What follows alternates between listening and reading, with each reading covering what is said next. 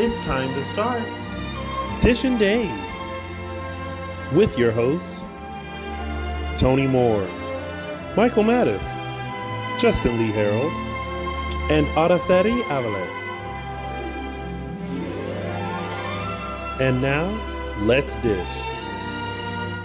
Why, hello, everybody. Welcome to Dishin Days, where we're serving up a full dish of this week's episodes of Peacock's exclusive #1 award-winning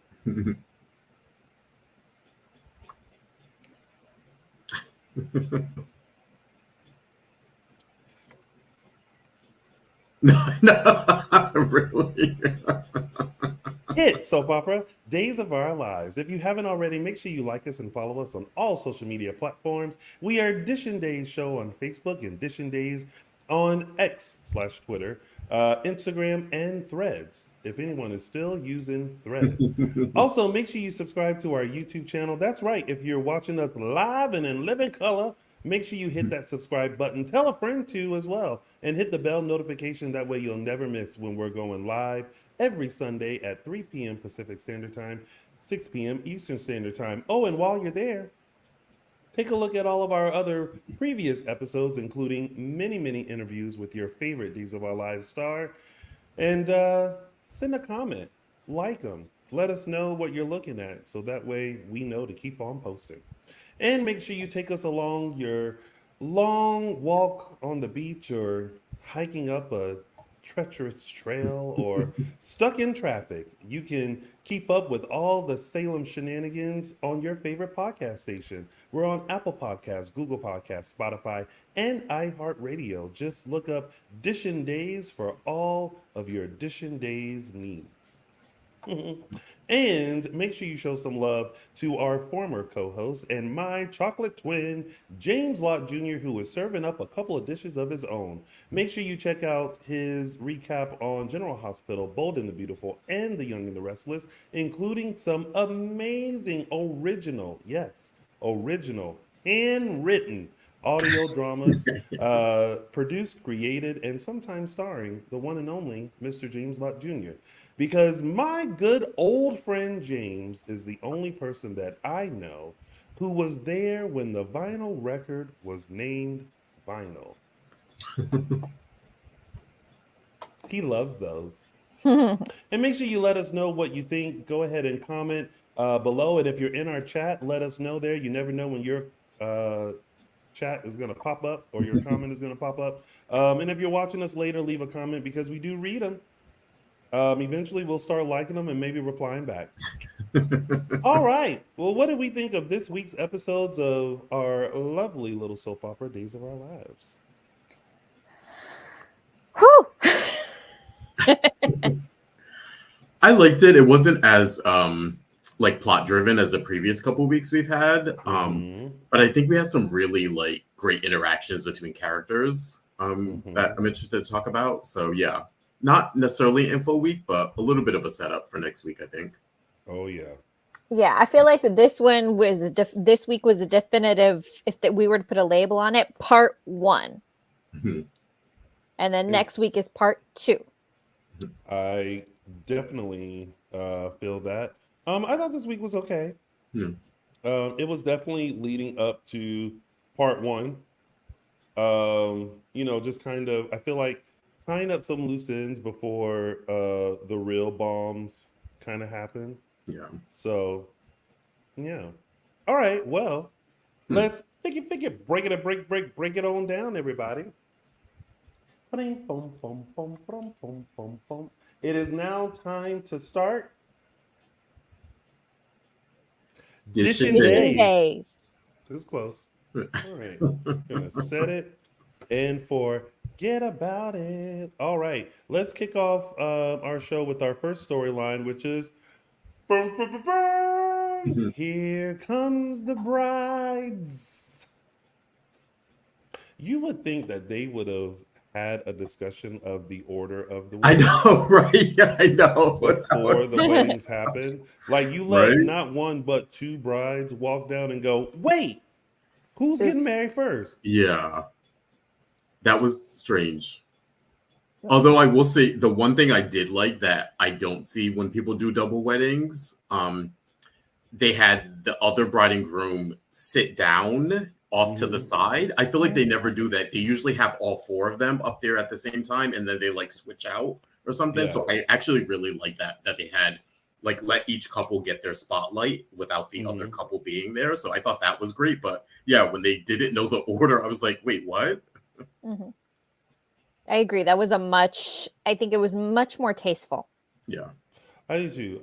But you have to wonder if they were doing that just simply because they know that ish is about to hit the fan. So they just wanted to make sure a wedding did in fact happen, which we're not sure if it was the right one that should have happened. Because I almost called her Gwen. Right. I know. This might get very confusing. I know. Teresa and Alex got married first, and then cliffhanger was Xander and Sarah with the entrance of Xander's mom. Yeah. Who looked good. Yes. She did. She had a bit of an accent. I'm so terribly sorry that I'm late. Mom? He said mum. Mom, yeah. Mum? Is that me, Mum? No, that's not Scottish, is it? No. It's all, I mean, not all the same, but all similar. Yeah. It's close enough. Yeah. So now we know, it's all about to go down. But kudos to, let me tell you something. Let me tell you what they do that is amazing. They will transform Horton Town Square to whatever it is you need it to be. It can be a press conference. It can be a campaign. It can be a wedding. And every wedding has been different that has been held in the Horton Town Square. Sometimes it's facing what used to be the yogurt stop. Sometimes it's facing the restaurant. I mean, you have to give kudos to how they be putting these weddings together. Probably a shout out to Tom Early and his production staff for getting that together. But it looked beautiful. It's like, what comes to mind is strangers in the night.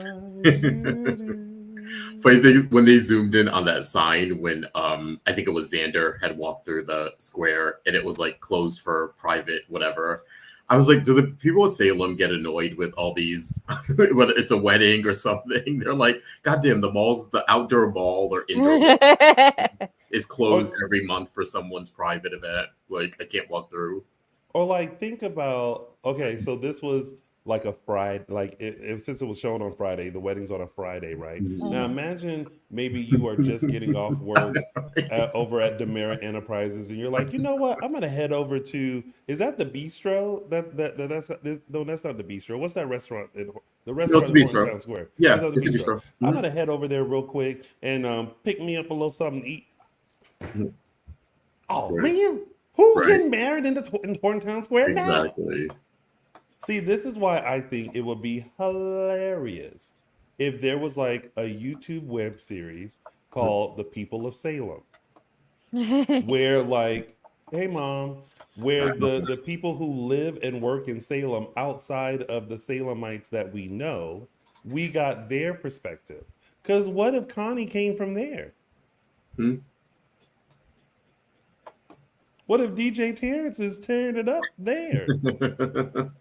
Look, I'm just saying that's a very good use of the new space that they have over at the studio. Hint, hint, audio drama. What? I'm trying to bring ideas forefront, Tony. Follow along. Are you talking about the Salem? Oh, the Salem studio where they do the social media stuff. Yes, girl, you had took me on a journey for it. You're like, that would be a great use of space. I'm sorry, I might have skipped a few steps. And I was like, wait, what is she? What secret? Yes, Use the studio. Okay. Oh This god. is The my Salem proposal. studio. Use the Oof. Salem studio Yeah. and incorporate your idea into Yeah. an audio drama. Oh, okay. Okay. Yes, I'm with you on that. Mhm. Hint, hint. We would not mind hosting Peacock. If you're listening, if anybody over there is listening, we don't mind. There's a hint. You know I'm going to do that all throughout the show. A very subtle hint, yes. In case you didn't know. So yeah, and then again, like the tying up of the loose ends. You know, Bonnie brought up Xander's mom being invited in the first place, and that the invitation was thrown in the trash, and Theresa had to confess like that she was the one that did it. Yeah. But then what was said after that? Did I miss something? No, I think they just like chalked it up because she did it because Bonnie had said like I mailed it anyway, so it was sort of like, you know, no harm, no foul kind of a thing. But yeah, it was, I mean, it was just kind of clumsy that she just didn't like keep the invitation or put it in her purse to throw it away later. Like, why would you like we said at the time, why'd you throw it away in the exact same? Yeah. Anyway. But yeah, it's just making her look guilty, and when, you know, stuff eventually comes out, it won't be hard to put the pieces together. Exactly. Hold on, please. It's that kind of day. Yeah. I will say the wedding dresses look good. Even Theresa's, who I don't really like that style much, I think she pulled it off. It was the bows for me. Yeah. It was the bows. It's so from the front, you can't really notice it. So from the front, it looks beautiful. Just looks like a nice drapery. From the sides, the bows are very noticeable. Yeah. Like, okay, some styles are coming back from the 80s, but we don't need the poof. And if it's going to be a poof, it needs to be like a small poof. Like, just like cut to here, a la Penelope Bridgerton. Okay. Yeah, I think Allison agrees with you. Yeah, Sarah looks fabulous as always. Yeah. What did I miss? We're talking about the wedding dresses. Oh, yeah. I liked them for the most part. I thought Theresa's, I usually wouldn't like a style like that, but I feel like she pulled it off. Poofy sleeves and a sleek body. Yeah. Yeah. It was just the bows too much. The what? It was just the bows are too much. I think it was just enough to differentiate her from Sarah. Yeah, Sarah I mean, like, no, I mean, like, you can have like a nice drapery without it being like, bam. No, I mean, not dealing with. Yeah, I've seen too many. I've seen the costume department in Bridgerton do too good of a job with the poof to criticize it. It can be done very well, but not big bow. Yeah. And of course, Xander representing his native Scotland. Very good there. Yes. And Alex looked good. Yeah. Yeah. Although I'm tired of this. I'm tired of Alex disregarding the fact that Justin was your daddy. Yeah, this has been a weird, and they kind of tried to explain it, but they didn't really. It just sort of fell flat, like his kind of weak explanation of, you know, he's my dad now, and I'm trying to be who I am, and it was like, wait, what? Like, I don't know. You didn't know that man. Exactly. You didn't know that man like that as your daddy. And this is why I will not feel sorry for him when the truth comes out. Well, not even a little bit.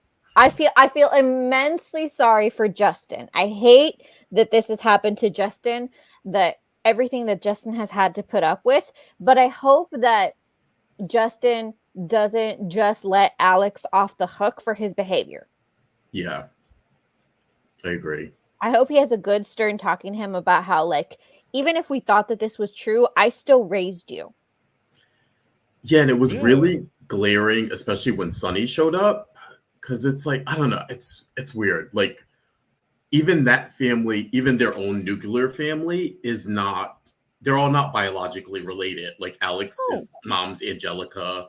The twins are adopted. Like Exactly. Sonny's the only child between Adrian and Justin. Like, you know what I mean? It's like weird for him to have this type of opinion when you weren't even raised that way in your nuclear family. Like, you know, I don't know. See what happens when you get a little bit of money? Right. I don't know. Right.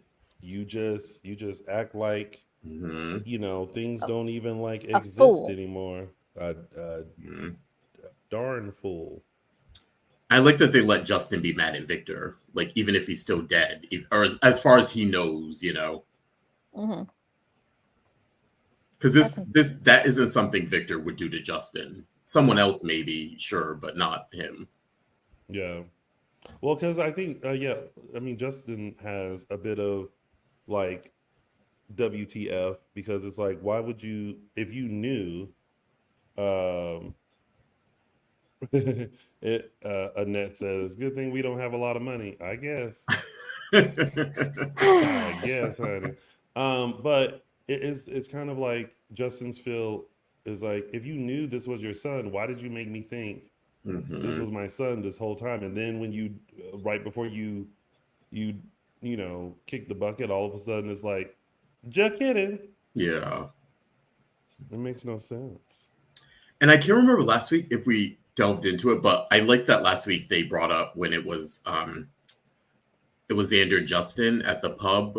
They mentioned the DNA test because I think a lot of people thought that too of like how we know the truth, of course, but back then there was a test done to say that Justin was Alex's father. So I'm glad they like referenced that of like, oh, we had a test done back then, and Justin saying it was before DNA, so it would have been like a family match and not a father-son match, even though the test was true. You know, we know that, but yeah, the characters don't. No. Yeah. All right. Well, let's see. Hmm. Make sure we covered everything. Oh yeah. Also, Bonnie and Everybody. Leo, what was that about? Yeah. Like she came to tell him I know. It's like, about the double wedding as like a hot tip for I lady know. whistleblower. I was like, are you just trying to get like press for the wedding or something? I didn't know. It seemed strange. It was I like, Well, think so. I think that's kind of the line because Bonnie was very much the driving force of the double wedding. got You it. know, everybody else is kind of like, meh. Yeah. We just want to get married, and Bonnie's the one who's like, no, we have to make it a double wedding. And Yeah. so I think Bonnie's just the driving force of let's make it a press event, let's make it a big affair, and Mhm. Yeah. This is a little, yeah. It was like, wait, what's going on? Why is she like yeah. sneaking incognito over to Leo's room to talk to him about this? I mean, I personally think that Leo should cover every major Right. event in Salem Mhm. because he's always looking for the good goss Yeah. He should have and he already been usually on finds it. Yeah. Yeah. So like even if he thought it was going to be boring and even if it was boring, anything that has the potential for goss. Mhm. Yeah. Yeah. And then Jack showed up. Yeah. Of all of the surprise that, you know, wasn't the surprise guest that we were expecting, but it was a surprise guest nonetheless, since he was technically at the last double wedding that Xander had with Bride was his daughter. Yeah. well, there's a lot of people that showed up. Jack showed up. Sonny showed up. Andrew showed up. Paul Oh. showed up. At one point when they were all on the screen, I actually out loud shouted, "The gays are all here! Yay!" Yeah. I actually did because I like them all. No, just because I love them all on my screen, and I'm like, why are they not on contract? Mm. I know. I feel like there's so much you can do with them included Mhm. on the canvas too. Like that was a nice little dynamic of the four of them in one. And I think I didn't realize certain people hadn't really interacted before because I don't think Leo and what's the name Andrew No, never have met. interacted before. Yeah, so it was like that little thing of like yeah, and then Oh, Sunny. the shade that Leo Yeah, tossed to Paul before Andrew walked in. Yeah, and then and then technically Paul and Sunny are exes. It's a whole thing. Exactly. Yep. And Will's ex too. Yeah. Yeah. It's a truly hot gay mess. Mm-hmm. Yeah. And I'm mad that we only got 10 seconds of it. I know. I did like that dynamic. I was like, oh wait, all four of them are okay. They're interacting. A little bitchiness, a little. Okay. And this is why we need them more often, because it's like they're all mature adults, but just the intertwining of them is just so great. Like it's still a hot gay mess. Yeah. They can be. It can be a mature gay mess, but it's still a mess, and I love it. Mm-hmm.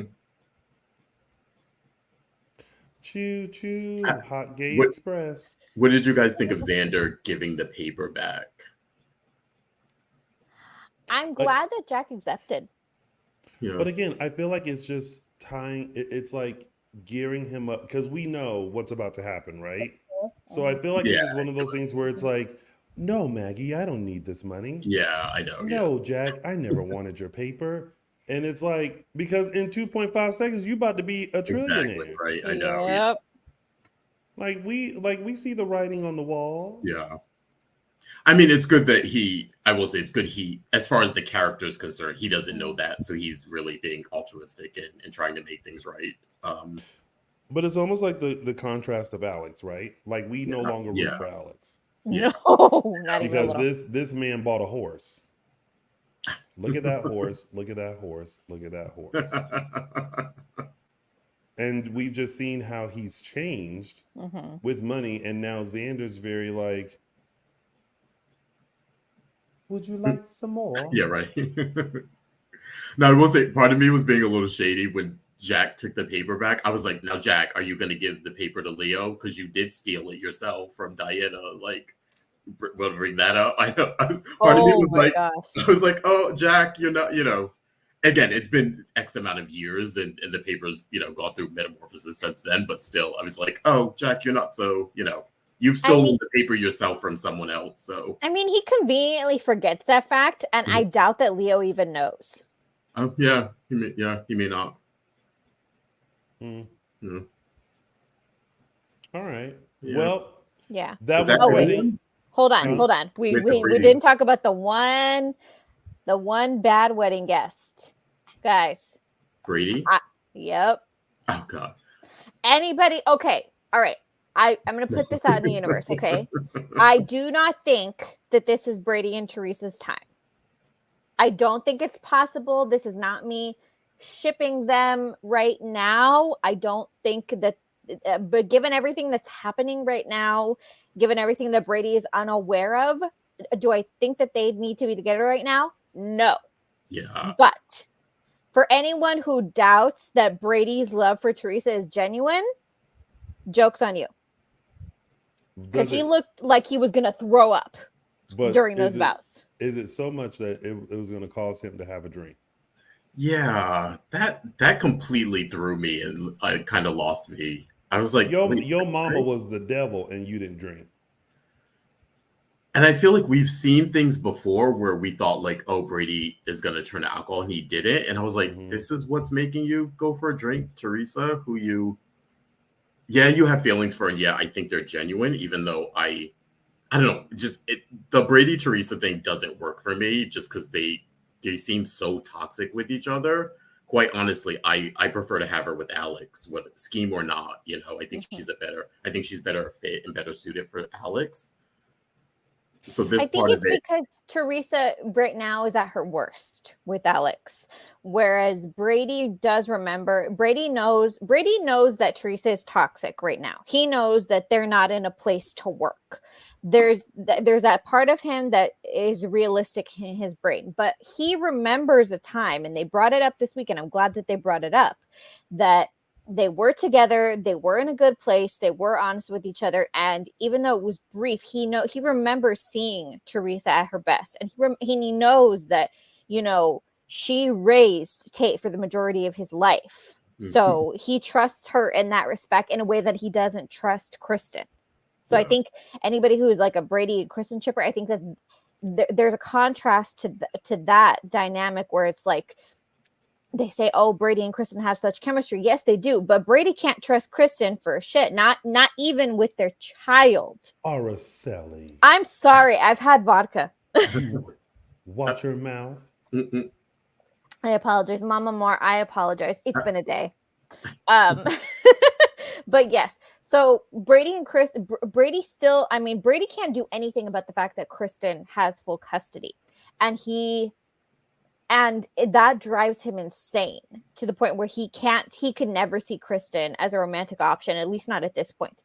It's a contrast with Theresa where you talking about a ship has sailed. That ship has sailed. Yeah, that ship is that ship is, who sank my battleship, y'all? But at least with Theresa, I think maybe he doesn't see them as a couple going forward, but it doesn't mean that the feelings are not there. And I think this past year, actively co-parenting with her and seeing the mother that she has been to Tate, and seeing that they actually at least on that front, that they work well together, I think it's creating some doubts. It doesn't have to work in reality. It doesn't. He's realistic. He knows that they are toxic with each other, but it doesn't mean that the feelings are not there. And so, hence, he looked like he wanted to throw up during the wedding. Isn't a little dramatic? I know, yeah. And the constant looks between. I'm like, Brady, go to the back or something. I remember their good days. Do you remember? Remember? Yeah. Remember? Dylan, stop it. What? Oh my God, I say one curse word and the whole chat room goes crazy. Guys, it's been a day. Where have you been? Well, because you're usually so prim and proper and home. Yeah. Until somebody gives me vodka. Finally, maybe we have pulled the veil down. The real Araceli. The real Araceli is here. It's just you. Is she? Yeah, our audience because knows the one we know would never say the S word. The audience knows that it all depends on what drink I have in my hand. Nope. If I have a cup of tea, reveal yourself. Calm and centered. You take that mask off your face and show us who Araceli really is. It's Michael Mattis. I have yes. Okay. Oh, see, you brought up a good point. Michael Mattis is not here. Now so it's I have to fill the void for both of us now.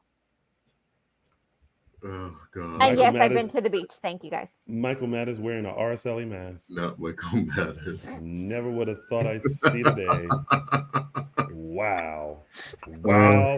When your favorite soap opera hits reality, people. I knew it. If we were in a studio together, I would be like, I do what like John did. All rough. Yeah. Who wants to show me a good time when we go see the Day Players?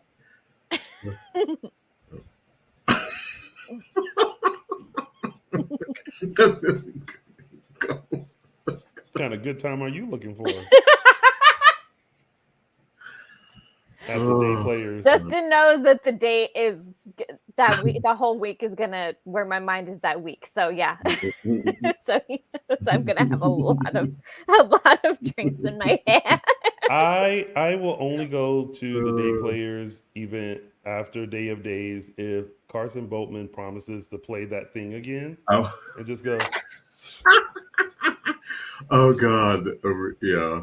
You mean that Woodruff thing? The name, yeah. Yes, I could not. That was funny. It was the cutest thing that tickled me so much, and he was just under the boardwalk. That's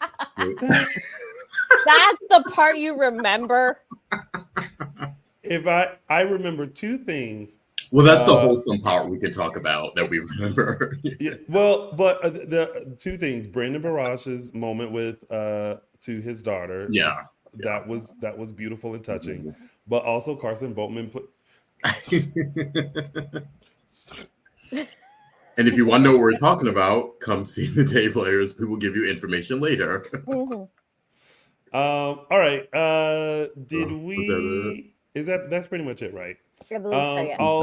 I'll leave this with, it was great to see Andrew, Sonny, and Paul back on the canvas. Yes. I know that there's a lot that's about to go down, so we can't really dive into where they've been prior to. But again, I like these pop-ins. Yeah. So Yep. there's that. I know. Oh, wait, hold on. Before we do that, I know Araceli is drinking, but what are in Tony and Justin's drinks? Oh, Justin, what do you have? nothing. Just lemonade, I think. Yeah, lemonade. Yeah, I see. Water, Yeah. filtered water. Mhm. Good, clean water. Mhm. All right. Hydrate. Now, and then vodka for Araceli. Now let's go to literally stabbed in the back. Y'all, Connie is crazy. I think I'm going to say it every time. Yes. Every time we talk about the storyline, I feel like I'm going to start with Connie is crazy. It's almost like she's a DID too. Oh no, she is simply a psychopath. And let me tell you, and not to, I will say cuckoo for Cocoa Puffs instead of crazy, because Bobberette is cuckoo for Cocoa Puffs too. But Mama, you don't even drink beer. My mom doesn't even drink. That you know of. My mom collects alcohol. My mom has a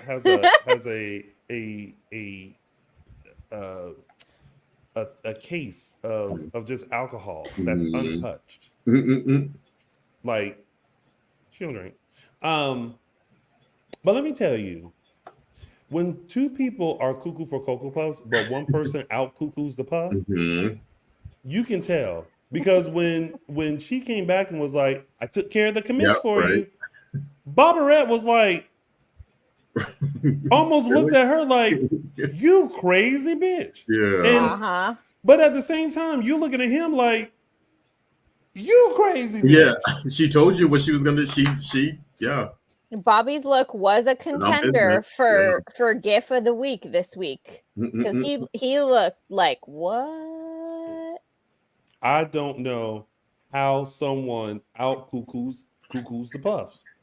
Listen, no one in Salem is used to someone being this efficient with things. She said, "I'll get rid of him," and she meant it. The next morning, she got it done. So points for efficiency? I mean, she didn't listen. We didn't get 3 weeks of her talking in a hallway by herself or in the park on the bench about how she was gonna take out the commissioner. She made a deal, shook his hand, and did it. Okay. Not sure should get points for that much efficiency, but I see your point. Oh, sorry, Mom. I didn't mean to tell your business. Sorry. But yeah, this whole Connie thing is very interesting. It's very like, nobody please tell Connie anything about anyone else. No. And luckily, Gabby knew where Rafe was, so that Jada. But kudos to Ilia Cantu, because she really took us on like just being extremely distraught and hurt, but having to keep things professional when it came to Rafe. Yeah, especially in that scene where she was getting the knife later after he was moved out. Yeah. And then just kind of slowly walking to the bed and then seeing the shirt and then giving us that. Yeah. And I was like, girl, be careful. Don't. Okay, like, don't get blood on you. Yeah, I was going to say, isn't that shirt evidence as well? I was like, fold that shirt one more time before you put it near your mouth. But it's almost like she did find the clean part of the shirt. She did, She was like, almost like he got stabbed in the back. Yeah. But if I take the sleeve, yeah, I'm good. I mean, I guess technically, I mean, she lives with him, so her DNA would be on the shirt anyways, probably. I mean, she also found him, so yeah, that's true. Yeah. And what DNA would be on the shirt? Well, no, because they always test the clothing for any DNA, any hair, or anything to look for the assailant. But then I'm thinking, oh, well, you know what? She's his living girlfriend. She found him. It's okay if her DNA is on the shirt.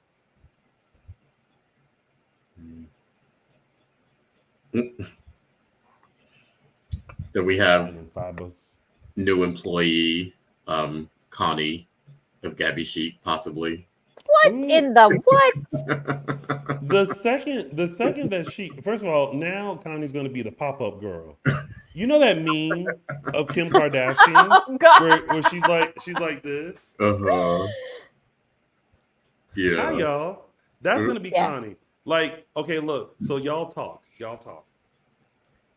So yeah, Connie's really crazy and Bobberette. Someone say Connie. Yeah. That's how Connie's going to be the pop-up girl. Lordy. I would, if I were Gabby, I would have got a sense of, yeah, send me your resume. Right, yeah, and then keep it going.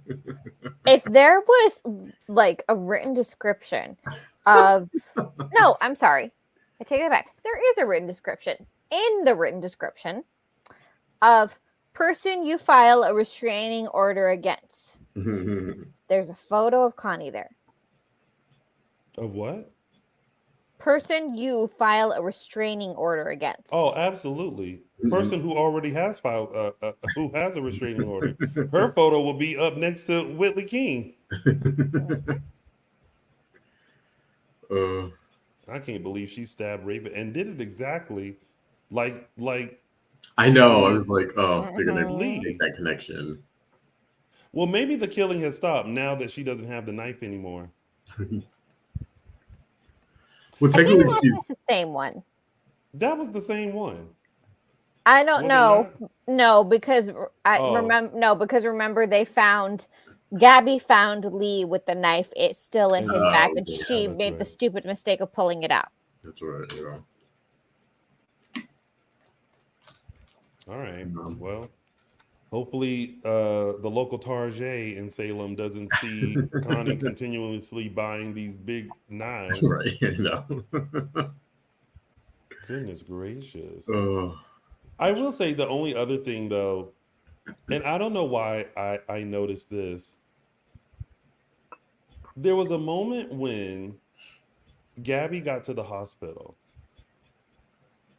And for some reason, I wanted her to step, see Jada and run. But except she just walked swiftly. And I was like, I feel like I would be in more of a hurry if I realized a family member was stabbed. She's in heels. Do you know how hard it is to run in stilettos? Yes. Then you should know.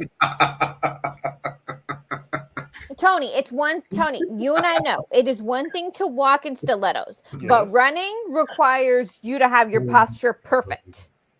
I'm still trying to get to the place where it's hard.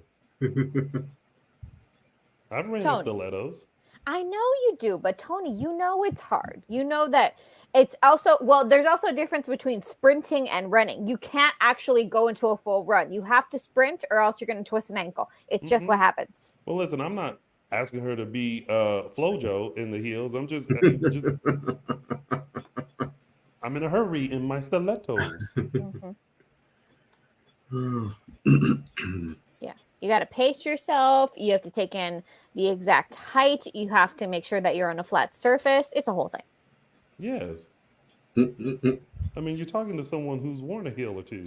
I know. I'm not talking to you. I'm explaining it to our audience for those who don't understand the struggle. They all talking about it now too. Somebody is speaking of. Okay, let's see what they say about the stilettos. Someone says, "Oh wait." Where'd it go? Oh, Annette says, I can't walk in heels, let alone run in them. Amaya says, Gabby not trying to break those red bottoms, Tony. Well, I mean, okay. I can see Tony running like Nene Leakes. Okay. John saying, this Gabby is new to Salem. She didn't know which way to go. That's actually right. plausible. So Yeah. But I don't know. I mean, it's just one of those silly things that I noticed while watching the show. Debbie.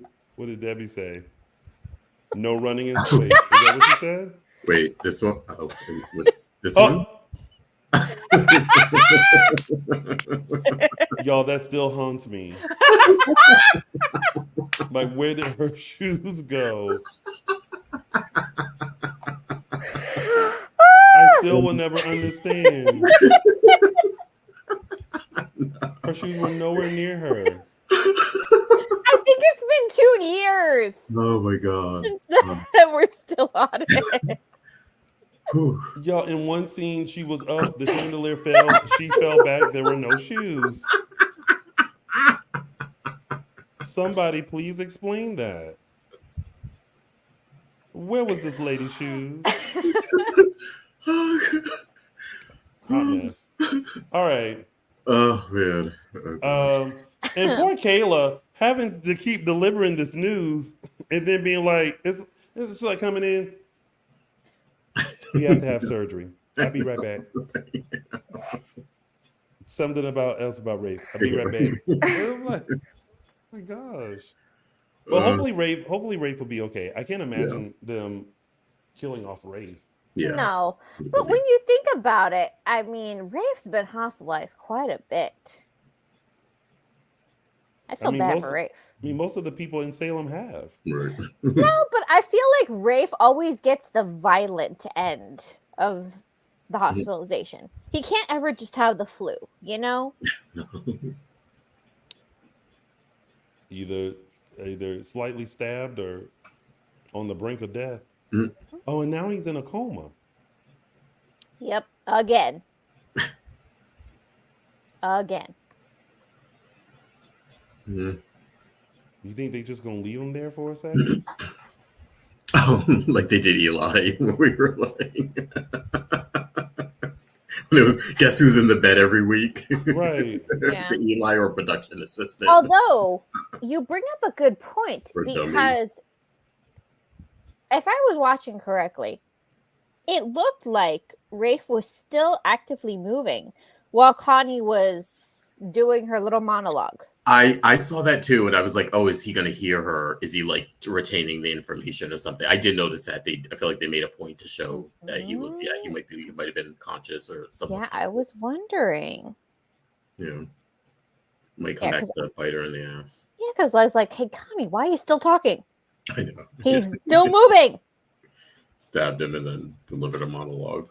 I'm like, girl, why are you lingering around this body?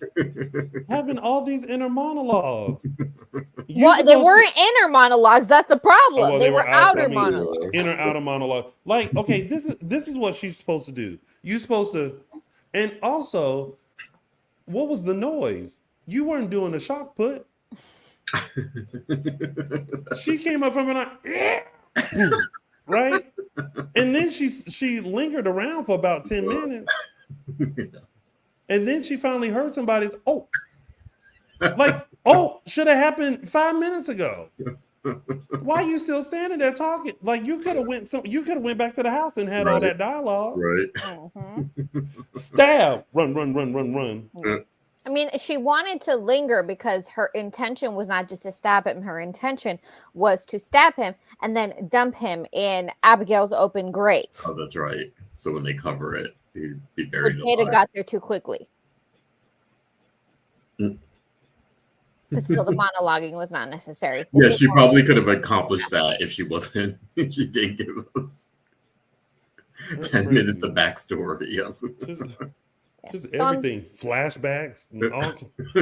Like, girl, if you don't stab that man and keep it moving, And oh, we're just gonna like walk through, no makeup, no like mask, Yeah. no, not just a glove. Golly. Hmm. Listen, she didn't have time. She had to get the job done. She was on a time schedule. She was... And then I just see her walking like Jan Brady. Like she did nothing. And then Yep. she went back to report to Barbarette. Did it. Yeah. And then instead of commissioner, the commish. I stabbed the commish. The commish is taken care of. I almost kind of want to get that on a t-shirt. The commish. Oh, because maybe Ooh. new merch soon. I should be writing all this stuff down, huh? Yeah. Let me hold on. Mm, We had a doc for this. somewhere. Mm-mm. All right. Well, my back hurts. We're done with that, right? Just talking about it. All right. Let's move on to EJ puts up a fight, except against Marlena, who slapped the dog piss out of him. This was a weird change. Did she though? Oh, that slap was... Weak. Dude, that's... Weak tea. I'll call it. It was weak tea. I was like, who was on set that day? Do over. Remember when EJ got hit over the head? Yes. Yep. And we Yep. asked Right, yeah, Dan, yes. like, if you turned and stopped and then they cut and then Oh, you yes. What's the fell? name? Miranda. It was Miranda. We asked. Miranda. 'Cause we were Yes. cracking up about that. That's okay. That's how that slap looked. Yeah. The slap Yeah. gave very much And- like extend hand, cut. Why do I feel like her hand was here and his face was like back here? It was like, did she And even look, reach him? We love Deidre Hall on the show. We We love love her. her. But Yeah. I expect more from the women, from the woman who grew the squash that Susan posted this morning. Oh, I expect more. Yeah.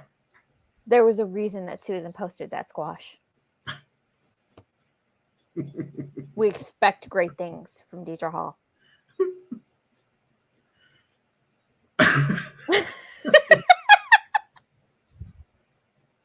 well, You either can't way, take me anywhere now. no, you can't. Either way, he deserved it. I'm Yeah. glad Marlena came over and said, "No, I'm not here to see Johnny. I'm here to see you." Right. Mhm. Although Oh, I feel like Johnny had the appropriate response, because I think that to give EJ what for should be reserved for the people that he wronged and for little kids. Johnny is different in that he's an adult. He has no illusions of who his father is. yeah. He understands that EJ is not perfect, but he also has his own life. He has his own problems that he's dealing with right now. He has his own marriage. He and his wife just got through a miscarriage. I think his attitude is very appropriate in the sense of like, I'm disappointed in you. Yeah. Let me make that clear. I don't Yeah. approve of what you did. That doesn't mean that I don't love you, but that also means is that I know I'm an adult, you're an adult. All I can control is my own actions. I have no control over you. I can't control what you do, what you say, and I accept that, but I know that you accept me for me, and so let's just leave it at that. Yeah. I also think he, it was such a tender moment to hear him be like, "Oh, you had just got Jude back and we were pregnant," and there was the thought of like, "Oh, our kids will like grow up together." Mhm. I was like, "Oh," so I think he's definitely coming from a grieving place too. Mhm. I mean, is it the worst thing EJ could have done? Is it I mean, the he's done worst much thing that's worse. happened Yeah. in Salem? He's done so much worse. Well, Yeah. I think we were all kind of all EJ until he went and delivered the divorce papers.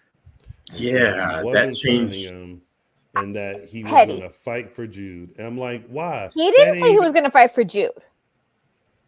Well, Hold that's on. what it seemed like. No. He never said that. He never said he was going to fight for Jude. I'm sorry that he wasn't going to allow them to just ride into the sunset. Yes, that part.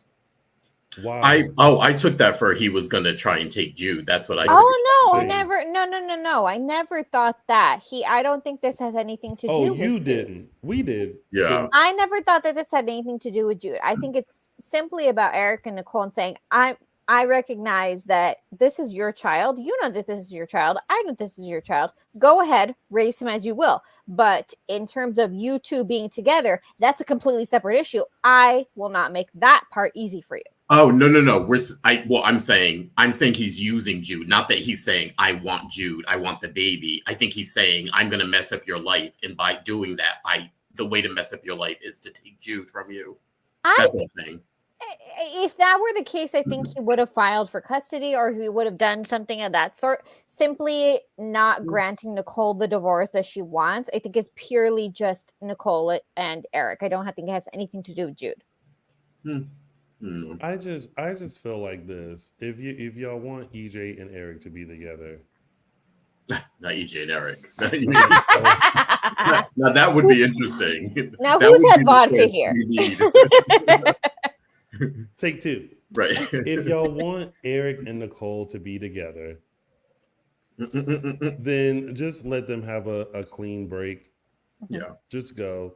I mean, I've said what I said. I'll keep saying what I said, and it's even showing that like everything just happens abruptly, and they're trying to act like, oh, our feelings were always there. But I'm like, how Nicole? This man hasn't even treated you well, and was unforgiving, and now he's just loving on you. Like, It's the fantasy. It's the fantasy that love conquers all, which we all know is BS. On wings of angels. Also, the weird silliness of is he gonna leave town or not leave town? I'm like, why would he leave? I didn't even understand why that was a question. You just got your son back, who you thought, for at least the past few weeks, you thought was ripped from you, and you finally got him back. Why would you be leaving? And I didn't even know why that was even a question for him to ponder. All reasons why we on the show don't ship Eric and Nicole. But we're biased. God forbid we listen to logic. Or God forbid we have an opinion. And we still respect everybody else's. Yes. Yeah. Just, for our opinions, that's just what it is. So, was that it from that? More for that, yeah. I think so. Much. Yeah. Okay. I mean, I wonder what is going to happen, because we know, what's coming up. Nicole is eventually going to leave the canvas, but it's like, how are you going to leave, and what's going to happen to Holly? And also, can I say that, oh my gosh, Dylan Matthews, if I look in my email and see a peeping comment like Kim Kardashian. Too funny. I mean, you did the perfect setup, so. I did. And thank you for the $2. But I wonder how, I wonder what's going to happen, how it's going to affect Holly. I keep forgetting that I was reminded this week that Holly is the daughter of Daniel. Nicole and Daniel. Yeah. Which makes Maggie her grandmother. Mhm. I had to be reminded of that. Yeah. I was just like, wait, what? And I was like, oh yeah. Forgot. Yeah. Yeah. But we'll get to that in a minute. Yeah. All right. Well, those were your top storylines. And before we head into our tidbits, just want to make sure we give you guys a couple of reminders to please follow us on social media. We're Dishin Days Show on Facebook and Dishin Days on Instagram, X, and Threads. Also, make sure you subscribe to our YouTube channel and go ahead and hit the like button on this video. So that way it does whatever it needs to do to make things happen for us. We appreciate that. Also, make sure you go and check us out on your favorite podcast station. In case you can't watch us live, or maybe you need to like listen to us in the car, we're on all of your favorite podcast stations or wherever podcasts can be found. And go and show some love to James Lott Jr. Through JLJ Media, his own digital media company on YouTube, and let him know that the kind folks at Dishin Days sent you, and that his youngest friend Tony told you to check it out. And don't forget to keep telling us your thoughts in our chat room if you're watching us live, or comment below because we want to hear what you're saying. All right. Tidbits. Investors needed. You know, I would invest in Body and Soul. Mm-hmm. I would too. Yeah. With Abe and Kate. Yeah. Yeah. I would do that. Now is not the time to ask Chad.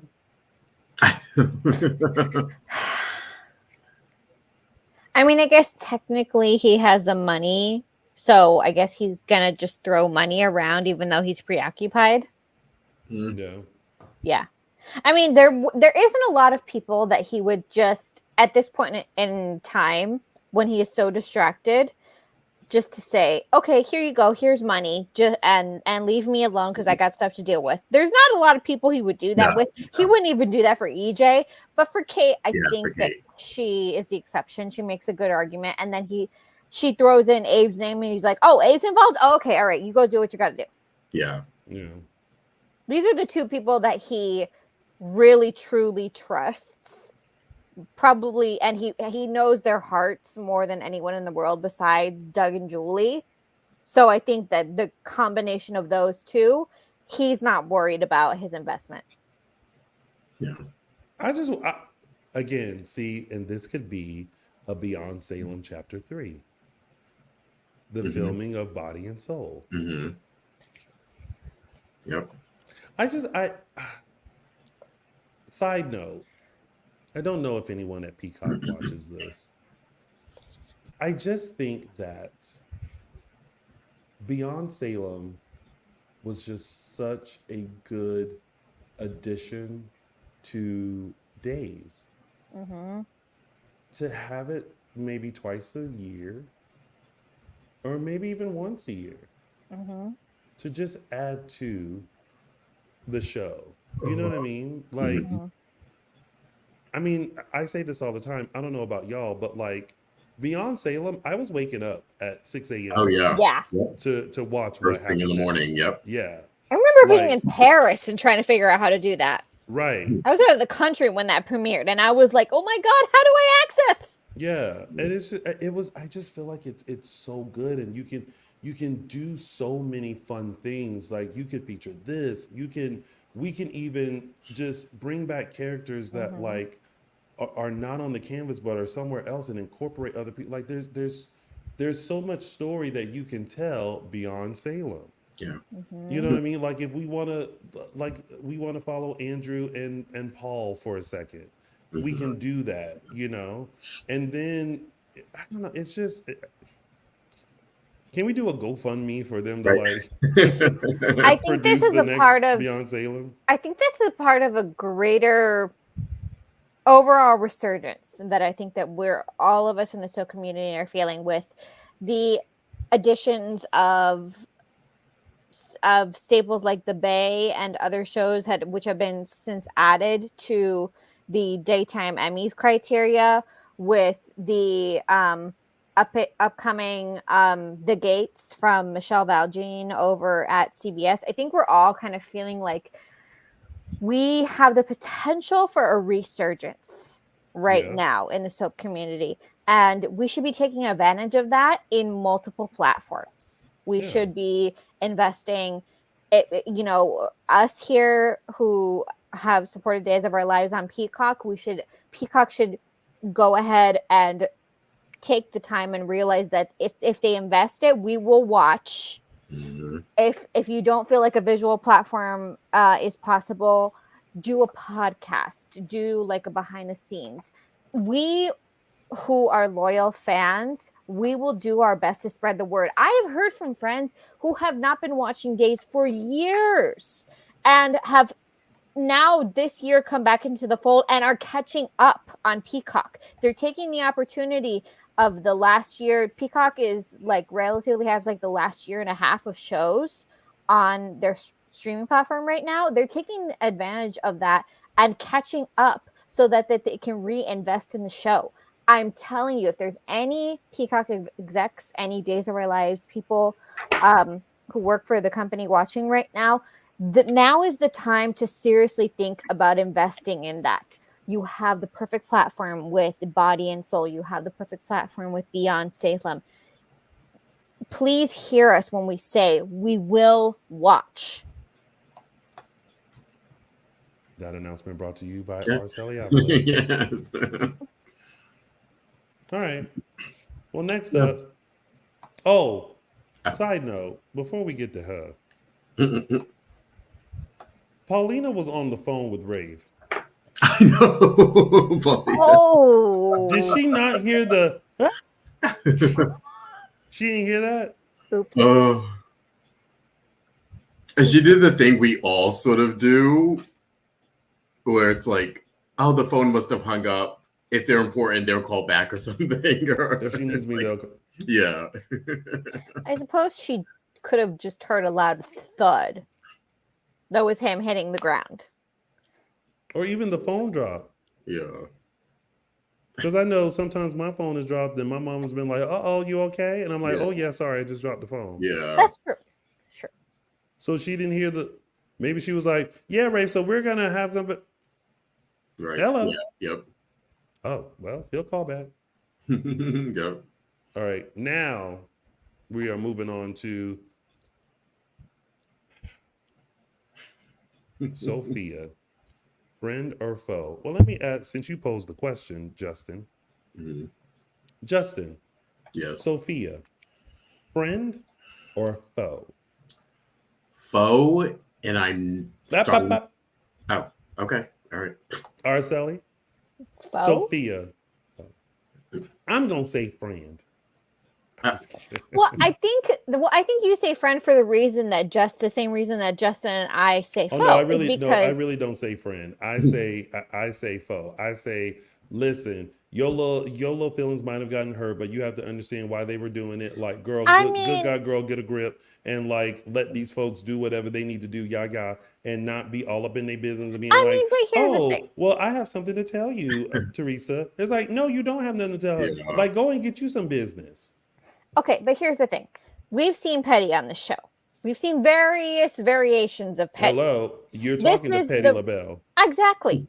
And I'm telling you, this is the right kind of Petty. Because what? And I'll tell you what. I'm explaining why. Because I don't expect it to last. She's in her feelings right now. She's 17 years old. Okay? She's allowed to be petty right now. I don't think it's going to last. I think she's had too many years of friendship with Holly. Right now, she's upset. And I think her upset is justifiable. I think Holly stays in town and given enough time, she's going to cool down. Right now, she needs to be petty. She needs to make her friend understand that she hurt her feelings and sorry is not enough. I feel like she did that, though, when she snitched on them the first time. And they didn't know that, though. No, they didn't know that, but she did. I mean, I'm saying she basically, if we're saying she's due her revenge, that was it, to kind of to still be harping on it seems a little strange. I feel like they haven't. I don't know. It's weird because like Sammy at that age did far worse. Exactly. Yes, but I understood where Sammy was coming from. The stakes but Sammy took things way, way, way, way, way to the extreme. Yeah, Sophia is just being petty. I understood Sammy, though. I feel like they haven't laid the groundwork to understand why Sophia is still this mad about a crush. Really? I can understand it. No, not this mad level of mad, though, or scheming. Your best friend, let's just say that they've been best friends for years at this point, right? Mm-hmm. Okay, yes, we as an audience, okay, we have not seen Sophia for that long, but let's just say for argument's sake that they've been friends for years. They tell each other all their secrets, they know each other like the back of their hand, and then one day your best friend doesn't tell you something. Okay, that's one thing, but furthermore, then your best friend puts you in a situation to purposely be humiliated. This is something you don't think that your best friend can do to you. It's not about the boy. It's about the fact that your best friend purposely lets you walk into a situation where you would be humiliated. And that's where the pettiness is earned. No. Not for all this. Not snitching on them almost twice and then making Yeah. Holly work a summer job to give her the money. Like, that's weird. I don't think it's gonna last, guys. I really don't. I think that right now she's in her feelings. She's a 17-year-old girl in her feelings. If you are in your feelings, write it in your diary and keep it moving. Yeah.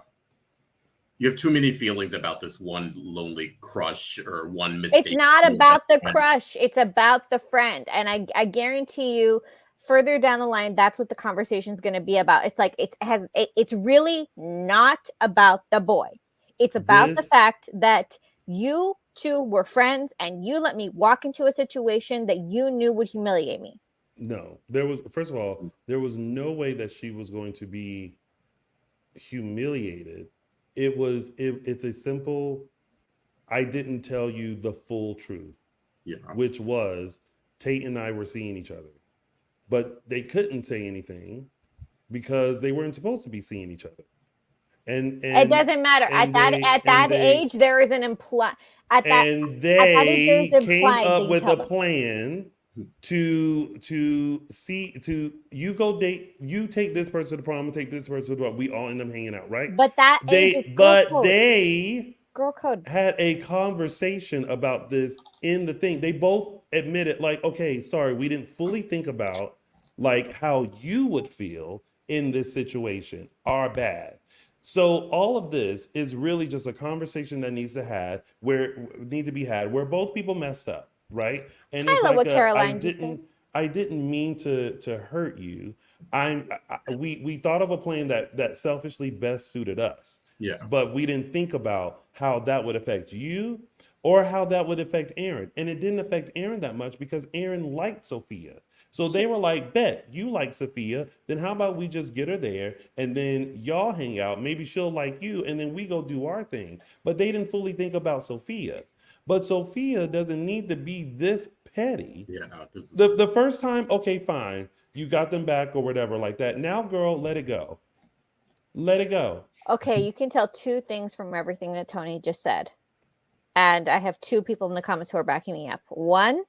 Oh, she's just loving the fact that somebody's finally backing her up. Neither Tony or Justin has ever been a 17-year-old girl. Hello. No. I'm sorry. I understand this pettiness very well. If anybody understands petty, are gay men. You can be I didn't say gay men. I said a 17-year-old girl. That don't make a hill of beans of difference. Oh, the hormones come earlier. There's scientific evidence that the hormones come earlier. I promise you. That don't make a bit of difference. I've been there. I'm deep in it right now as an adult with my nieces. I promise you, I've been there. We done been there, done that too. I've been a 17-year-old gay man who has been petty all of his life, but has chosen when to press the button of the pettiness. Yes, but because and case in point, Tony, you are right now an adult. Still you are petty LaBelle, to be sure, but you are also realistically an adult right now. So you are thinking with the mind of an adult. I am relating to Sophia as when she was a 17-year-old girl, having been a 17-year-old girl who took all of this. I didn't have the balls at the time to deal with the pettiness, but in my mind, I was Brooke Davis on One Tree Hill. Justin, Please enter the group chat, because Yeah, even people in the chat room are trying to be like, oh no, it's different when you're a woman and you're PMSing and have menopause. It's Like, a real thing. not taking that away from you, but Justin, No, didn't you it's have real. mood swings and shit sometimes too? yeah, I'm not also. It's just not selling it for me. Like I said, Not me either. Sammy's done far worse, but I think I understand where she was coming from. This one, the Sammy setup hasn't been as. was It's okay. not Sammy translating can't be for me. compared in this situation because Sammy was a monster. I'm convinced that Sammy took PMS and strangled it by the throat because the Sammy was just go, go, go, go, no matter what. But that's The I think woman that's what I'm was saying. pregnant with Will and was just continuing to ramp up. That's That my was point. her I'm saying she was baby. far worse, and I understood her better. I'm still not understanding the constant. I feel like Sophia's acting like she's in a feud with Holly, and she's not. That's what I'm not getting. It's the constant. I snitched on you prom night, so now you got caught. Your relationship has been blown up. First of all, I think that makes them square, even though I think Sophia blowing up their relationship is a little worse than them putting her on a date and not But she telling hasn't her. blown anything up yet. She She technically did. hasn't. She No, they snitched on found a them, and their workaround. relationship was exposed to their parents, which was the thing they were hiding from. Exposure is not blowing up. If she really wanted to blow their relationship, she could have pulled a Sammy. And did what? Any number of things off the Pregnant top by of my Kate. head. She could have lied and told them that she saw them having sex. She could have said that that Holly did this, that, and the other thing. She could have framed Holly, which again, Sammy was doing a lot of that back in the day. I'm telling you, this girl is not even. I'm surprised that we're talking about Sammy in this context. She's not in the same league. I know, that's what I'm saying. I'm trying to say, I know she's not in the same league. That's why it's not connecting. With No, Sammy, but you're saying that Sammy had you can understand Had Sammy's justification. rationale for the things that she was doing in comparison that you can't understand Sophia's rationale. Sammy took her pain and she lifted it up to 1,000. Sophia is in pain. And I'm telling you, she can do 1,000 times worse. Why is Sophia in pain when because her and Tate were not even in a relationship? Because I'm telling there was you, a it has liking. nothing to do with the boy. What? Okay. Well, even it doesn't have anything to do with the boy. It has to do with their friendship. At the end of the day, feels betrayed by Holly. Okay, it has absolutely nothing to do with Tate. At this point, you have done what you've done and did what you did. We're done. So now, why are we lurking in bushes? Yeah. Why are we now traveling all the way to the Horton cabin, which I don't know what GPS she could have punched in because and could have found them, and then dangling over this head. Now, mind you, they sat there and they had a conversation about, hey, listen, we get it, you're hurt, right? And because that's our bad. Stop interrupting me. Let me say what I need to say. They had a conversation in the cabin that where, and it wasn't, and yes, the conversation was at the wrong time because she basically was about to blow up their spot again. But they simply had a conversation that was just like, hey, listen, we didn't think our original plan all the way through, and we're very sorry that you got hurt. Like that wasn't the intent. So then at what point is Petty LaBelle going to retract her pettiness and stop being so upset over the situation? I give her halfway through the summer. I really do it's think still that stupid. I give her halfway through the summer. And I'm going to tell you what, because if it was really about Tate, if she really liked him that much, nothing would have stopped her from telling Theresa the truth. Nothing would have stopped her. Mm-hmm. That was an excuse. Her thing of, I wanted to, save her some pain on her wedding day. That was an excuse. If she was really that mad at Tate, nothing would have stopped her from telling Theresa the truth. She would have blown that secret sky high. She's being petty because she doesn't have the words to tell her friend that this has nothing to do with Tate. This is about you and me, and that you really hurt my feelings. It's as simple as that. And if you don't believe me, go watch season 4 of One Tree Hill. Ain't nobody care about no One Tree Hill. We on Days of Our Lives in Salem. I'm just saying, you don't understand girls until you watch that girl is being too petty over a petty situation. Like, good God, girl, get over it. Like, everybody, like, you think you got played. Okay, fine. You can sit in that. But like, there's no point in you spending your day getting on a ferry, traveling to the Horton cabin to try to get some girl to take your job and then give you the money for it. Girl, go back home and sit down and eat a bowl of ice cream and move on. Why don't you tell Sophia to watch One Tree Hill? I can actually perfectly visualize how this is going to go. Anyway, totally think Sophia's next move is to bring new friends. We did all that back and forth just so that the show just needed something to get them caught up every now and then.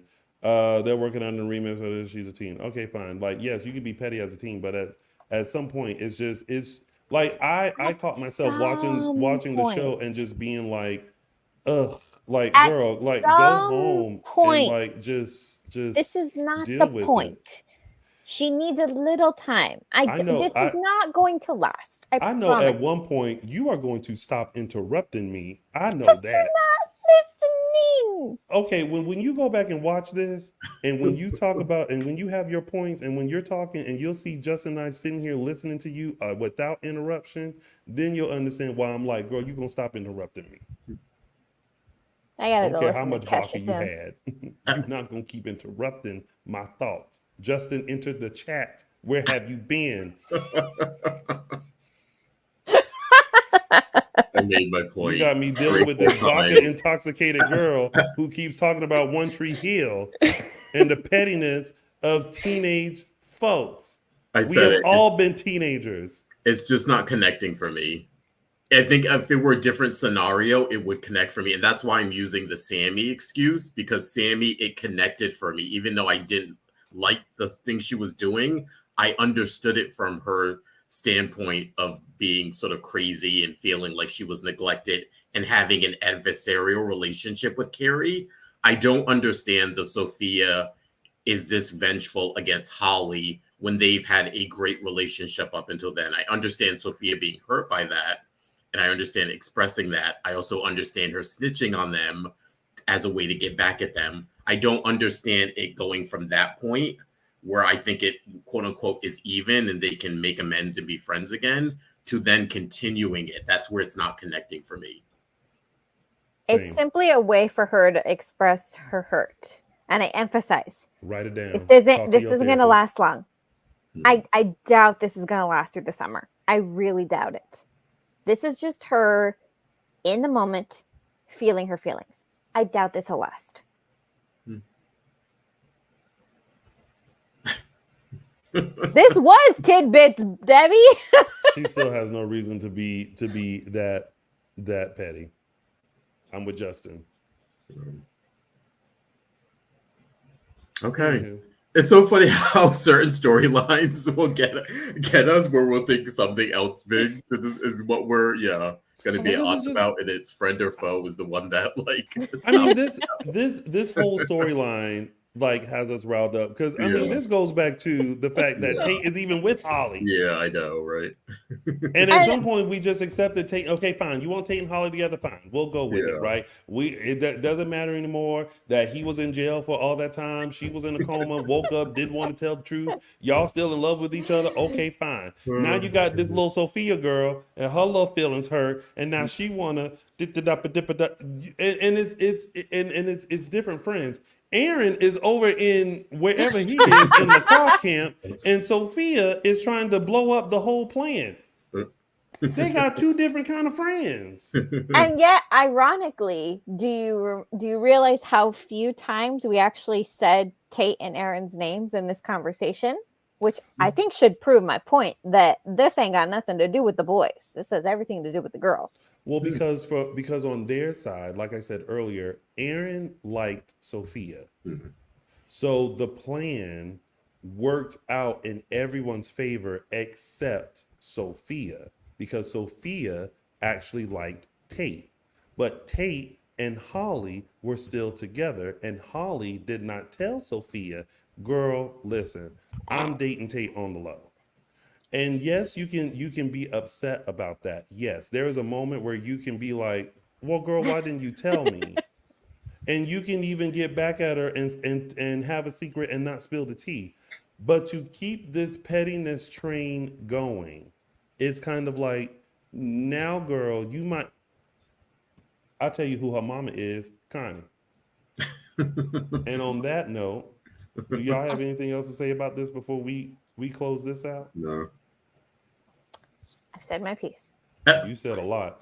All right, y'all. That has been your week of days, and now we are going into our. And everyone keeps saying do a poll. I'll do a poll.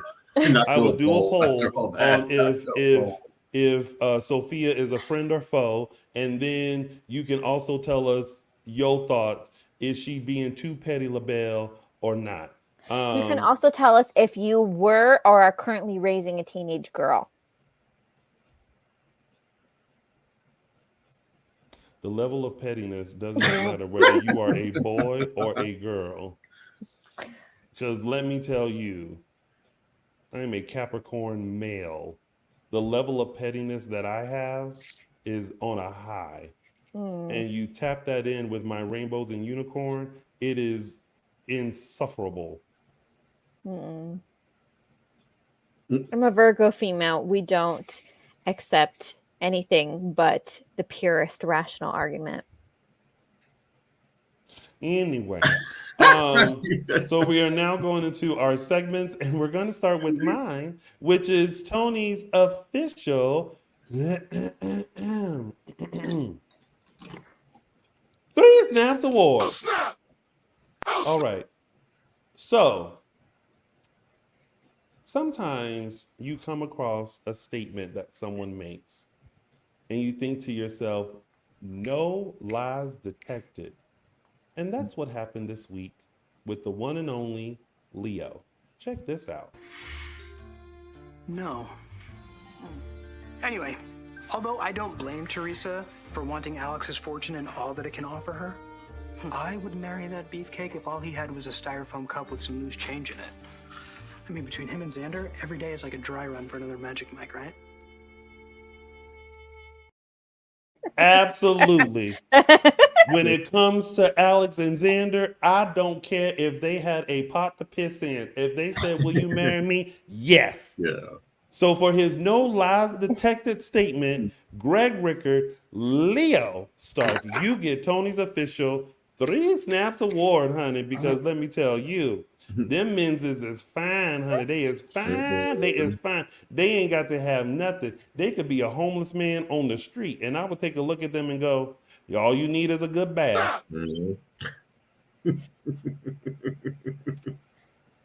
Oh, someone asked earlier why we don't do Caption That anymore. And since they're blindly unaware, Michael Madison isn't here. He's on a hiatus right now. And so that's his segment. And so we not going to do it because he ain't here. Yeah. So it won't come back till he comes back. But we do have... Those were the days. All right, everyone, taking you back to July 18th, 2005, where we had the renewal of vows for Maggie and Mickey. And this comes at the heels of the infamous New Salem storyline where when Maggie came back to town alive, Mickey was happily married to Bonnie. If you guys remember that storyline. And it's just, I picked this one specifically for the juxtaposition to what we have now, almost 20 years later, where we have Bonnie and Maggie really friendly and friends and family and united in that front. And who would have known back in 2005 where they were both sort of fighting over Mickey's affections, that we would see them, 19 years later, sort of really getting along and being sort of family and sisters and actually on the same accord. So yeah, July 18th, 2005, where Mickey and Maggie renewed their wedding vows. And those were the days. Oh, snap! Oh. And now it's time for It's a Gift. This week's It's a Gift is actually a good bookend or compliment to Tony's 3 Snaps Award. And I'm just going to say, you're welcome. Mm-hmm. That's a gift that can keep on giving. Speaking of this gift, let me tell y'all about Araceli. So we have this thing where, like, if we see things that are very worthy of being viewed, right? We share them. Sometimes, you know, we see like posts and we're like, oh, look at this, you know. Araceli doesn't have that concept. Araceli texted us about this clip and said, 1 minute and 10 seconds into the show, you're going to want to see some peck action. And I go, Araceli, we send a picture. We send a visual when we talk about this. Ugh. I'm like, those are just the rules. You don't say go to timestamp of the show to see this. You show us what it is so that we can then all go, woo. And that's when she made the decision to make it a gift in order for us to see. That's right. And I'm going to say this just in case Paul Telfer sees this. Sir, I do this with the greatest respect. He knows we're disrespectful with shirtless stuff. It is in all disrespect when it comes to shirtless things. Listen, this is the most respectful we've been when talking about stuff like this. Okay, well then I do this in respect to his wife Carmen. She knows that we're gonna be this. She knows what she's got. She gets to look at it.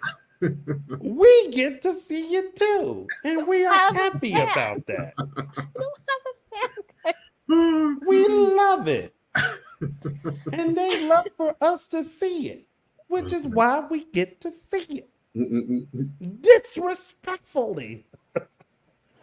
Oh my God, what is happening with this show? Araceli is drunk. Justin and I are trying to hold on for dear life. Everyone's wondering where Michael Mattis is. And that was It's a Gift. And now it's time for I know it's hurting now. News and Gossip. We're starting off with some surprising news we got on, I believe, on Friday. News heard around the world. Head writer Ron Calavardi has exited Days, effective immediately. Ron's been the head writer for the past 7.5 years.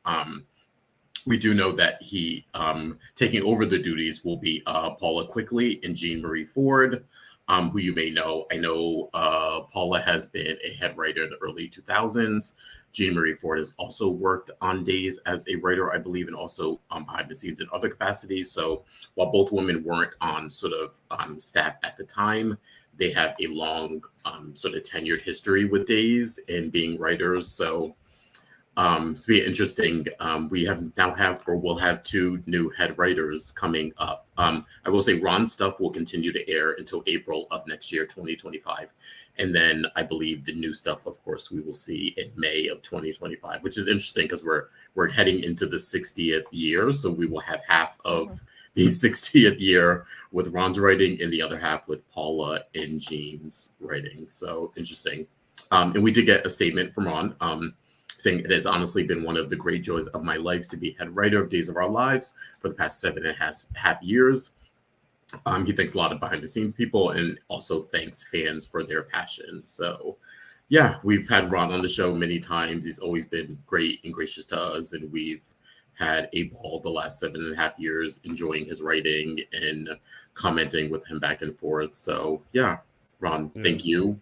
You'll be missed, definitely. I will say, we here at Dishin Days, we've always appreciated Ron. Yeah. And we've always appreciated the support that he's giving us and our show. I personally, obviously, greatly appreciate him for making a decades-long dream come true by including me into Beyond Salem and not only including me, but also allowing me to name the character Terrence. So I thank him for that. I think that he came on and did an amazing job with the show, and he's done all that he's could do with the show. We are very aware of like some of the behind the scenes stuff that could happen, but he has been a very strong instrument and voice for Days, and we just thank him for the past 7 years that he's given the show. It's all just very like it's very quick, Yeah, unexpected. yeah. There isn't officially any more information than that. We don't know any sort of No. behind the scenes stuff. But again, like we said, we wish Ron the best. I'm sure he will be announcing some new project soon, or if he's taking some personal time or working on something else. He's a very very in demand and popular writer, so I'm sure he will be busy with a new project very, very soon. And interesting, we'll have 2 new head writers, and whatever that change brings, we don't know yet. I'm assuming it will be good. Of course, we've had again, Paula was head writer before, and some of her storylines people have liked in the past. Jean has they have such a strong history with the show, so I think that's a plus for us. Having 2 head writers come in who sort of know the show and are familiar with it through some of quote unquote like the glory days, especially for us when we talk about it, like the 90s, early 2000s that we reference a lot. So yeah, so I think it's in everyone's best interest to remain optimistic for what's going to come for the future. I also think it's we haven't got an official word yet on the renewal, but it seems very likely if they are bringing in 2 new head writers that the show will be successfully renewed for the next couple years, I'm assuming. So I think there's some positive to glean from that. So yeah. Yes. Sally, do you have anything to add? Let's thank Ron for bringing us a successful transition from NBC to Peacock. Let's thank him for bringing us 2 successful seasons of Beyond Salem, including a Christmas episode as well, which no one saw coming. And let's also thank him and the rest of the writing staff for the gift that was Body and Soul. Absolutely. Yeah. Some very good things happened in the last few years, and we need to give credit where credit is due. Yes. I love. You want to talk about people being petty? Miro said Days fans trash talking Ron's writing 24/7. Ron announces Days fans, we love you, Ron. Right, I know. Y'all don't know what you have until it's gone. And that's hence why Ron says thank the fans for their passion. Yes. All right. All right, next up. Oh, and Ron, make sure whatever happens, give us the tea, girl. Yes. Okay. Yes. All right, next up, Christopher Sean, who reprised his role as Paul this past week on Days. We'll continue to see him this week during the rest of the double wedding. He's staying booked and busy. His new children's book that we told you about last week, Axel the Droxyladdle, is currently number 1 on Amazon's new releases. Thank you for that. He's also headed to Comic-Con. He will actually be moderating a panel on the first official day of Comic-Con this coming Thursday, July 25th. So if anybody who is attending at Comic-Con, you can go check him out there. He will also be at Terrificon in, let me get this right, Unkinsville, Connecticut, August 16th through 18th. And there he will be a special guest also with his co-star Keon Young. So yeah, he's staying booked and busy, especially with his new Netflix series Ultraman. If you haven't seen it, go see it. It's on Netflix right now. Yeah. And continuing with some casting / anniversary news, starting off with Tamara Braun, Miss Ava Vitale. She's actually casted a special episode of The Bay honoring her late GH co-star Jackie Zeman. For those of you who watched, Jackie Zeman played her mom on the show when Tamara played Carly back in the day, to play mother and daughter. She's going to play a new character called Rita Elise Kennedy, a role created with her specifically, and with the name Rita as a tribute to both Zeman's mother and I believe granddaughter. So yeah, look out for that one. It's a very Tamara, and as you can see, they've always been very close, playing mother and daughter, of course, on GH, and then staying in contact since then. So yeah, be a nice tribute. And we'll let you know when that episode will air. Next up, we have friend of the show, Miss Julie Duff, has a new podcast. This one is titled True Texas Crime, The Significant Life of Angela Stevens. And Julie narrates this real life murder case, actually from her hometown of Princeton, Texas, that she's always been interested and fascinated with, and wants to sort of bring some attention to it and maybe possibly closure for the family, real life family that was involved. Podcast will explore themes of justice, small town protecting their own, and the impact of violence against women. And it just premiered this past week on July 18th, and it is streaming on all major podcast platforms. So please go check that out. Show Julie some support and get some info on this particular case. And last but not least, one of our dear friends, Miss Elia Cantu, has been celebrating or is celebrating her 2nd year anniversary. Happy 2 years, Elia. And go check out her Instagram at Elia Cantu. She did this cute little behind the scenes video with cast members and some behind the scenes folks at Days, just people she works with, just celebrating 2 years and lots of fun and laughs and dancing. So go check that out. Yeah. Next up, the stars of Days are enjoying their summertime in between work. The Boatmans, Carson, his wife Julana, and little baby Ava took their first camping trip to the Ozarks and chronicled it on their YouTube channel titled The Boatman Family Adventures. You can see pictures of Ava enjoying the sun and the fresh air, and using her little grip to grip the side of the boat. She's so adorable. Like, seriously, that's a freaking cute baby. Yeah, good job, Carson and Julana. She's adorable. And that's on their YouTube channel, right? Yes, that's on their YouTube channel, and it's chronicled The Boatman Family Adventures. Next up, Ari Zucker celebrated her bridal shower with a fun weekend with her bridesmaids, her niece, and her daughter. You can check out her pics at her Instagram, Ari867. So this lets us know the wedding. We don't know the wedding date, guys. Nobody has told us anything, but the wedding is coming up if she's already selling her bridal, spending time with her bridesmaids. Also, the Days of Our Lives stars visited the social media studio that they have there and celebrated Emoji Day. It was National Emoji Day this past week, and each of the stars was asked what emoji best describes their vibe. So you can see Galen Gehring, Eric Martzoff, Kennedy, James, Anna Lynn, all on the Days Peacock social media platforms, expressing which emoji best describes them. Stacy's in particular was awesome. Yeah. Yeah. I'm not sure if it's what best describe, but was it what describes? I'm confused. Was it what best described their characters or no them, like their vibe? Okay. Yeah. Okay. All right. Yeah. Okay. Yeah. Right. You did a really. Oh, sorry. Which emoji describes y'all?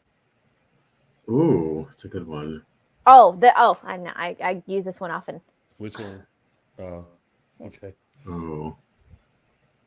But bless you. Thank you. What about you? I'm probably the drool one. I'm probably drooling over someone, so I'm always right. Yeah. You're right That's about a good that. one. I think mine is the tea mug. Oh, yeah. Because I'm always Lips tea. Yes. All right. Moving right along, some reminders for you. Again, Day of Days, November 2nd, this year, 2024, at the Peacock Theater at LA Live, hosted by our very own Mr. Tony Moore for the third year in a row. Yes. Celebrating 60 years this year, so hopefully we are in for some really fun surprises this year. Again, we urge you, if you've never been to a fan event, if you are someone who fan events may not come your way or close to your way and you've always wanted to come, we advise you that this is the one to go to. This is the one to sort of spend your money to come to LA and kind of partake. Again, we also remind you that there are lots of other events that go on during this weekend. So as you come to LA, it's more than just coming to Day of Days. It's a weekend full of events that you can participate in, some of which we will tell you about very soon. But yes, Day of Days, November 2nd, 2024, Peacock Theater here in LA, hosted by our Tony Moore. And it's a free event, everyone. Free event. So come on down and enjoy. Next up, we have some Star Image Entertainment, both Zoom and in-person events. Starting off, we have what I suspect will be a incredibly fun, zany Zoom with Mr. Eric Martzoff and Brian Datillo celebrating their birthdays together. This one takes place on Thursday, July 25th. Then we have Lindsay Godfrey celebrating her birthday with special guest Mr. Paul Telfer on Sunday, July 28th. Then we have a cocktail Zoom with, again, Eric Martzoff again and Mr. Blake Barris. I don't know if Blake has done one of these or if he's sort of new to this, but that should be an interesting one. I think this will be his first one. His first, right? Yeah, I think so. So that should be fun. That one is Wednesday, August 14th. And then last but not least, we have a Girls Just Want to Have Fun Zoom. This one with Stacey Hyduke and Emily O'Brien on Monday, August 26th. And then, of course, we have our in-person event, the Hot Men of Days Nashville event, happening the weekend of September 28th and 29th. And remember, they've added that acoustic concert with Carson Boatman and Scott Reeves on Sunday morning, the 29th. So go check that out. All tickets and information for all of these Star Image events, you can go to eventbrite.ca/Star Image Entertainment. And speaking of our friend, Mr. Carson Boatman, he is still on his nationwide tour with the Day Players Band. They keep adding dates. And again, we told you last year, we have confirmation that they have added the show at the Bourbon Room the night of Day of Days. So November 2nd, after Day of Days, you have a little bit of time to take a little rest and then join the guys at the Bourbon Room as they play. As they put on a show. They've played the Bourbon Room before. Last year, we saw them. It's always a good time. It's always fun. I'm sure they will have anecdotes and stories specifically from Day of Days, happening earlier, of course. So yes, tickets and information, you can go to thedayplayersband.com. Next up, we have, speaking of that sort of weekend of events, we have one that is happening the night before Day of Days. This one happening November 1st. It is a cocktail dinner party. It's starring the ladies of Days and Ladies of Hollywood, happening 5:30 to 9:30 at an undisclosed location yet. I don't think that's been publicized, but 5:30 to 9:30 that Friday night. Tickets and inquiries you can put on by Lori Beth. You can email lorimatrix@yahoo.com. That should be a fun one. And that one, of course, is Stacey Hyduke, Ilya Cantu, Nadia Bjorlin, Emily O'Brien, and Patrika Darbo. So that'll be a fun night with those ladies. And we have our Samantha and Friends events, two of them. We have our Golden Age of Hollywood one, which is happening this year, September 14th and 15th. And then we have our Winter Wonderland, which is happening next year, May 3rd through 4th, 2025. All tickets and information, go to samanthafriends.org. And last but not least, we have our Soaps in the South event. This one is organized by Camp Dream. This is a fundraiser, and Camp Dream is the organization for kids with physical and developmental disabilities. Again, it's a fundraiser fan event with Patrika Darbo and Greg Vaughn. This one is happening the weekend of October 5th through 6th this year in Alpharetta, Georgia. Tickets and information, you can go to campdreamga.org/events. All right. And oh my gosh, that has been